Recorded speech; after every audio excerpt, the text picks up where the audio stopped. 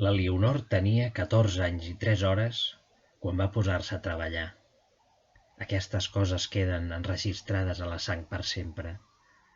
Duia trenes encara i deia sí senyor i bones tardes.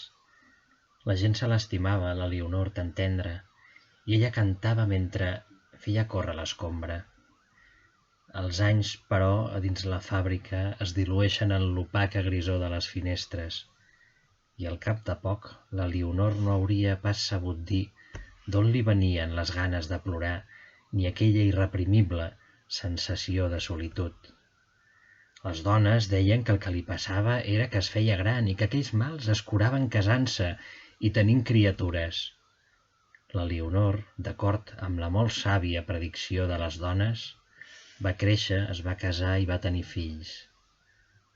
A l'Aran, que era una noia, feia tot just 3 hores que havia complert els 14 anys quan va posar-se a treballar.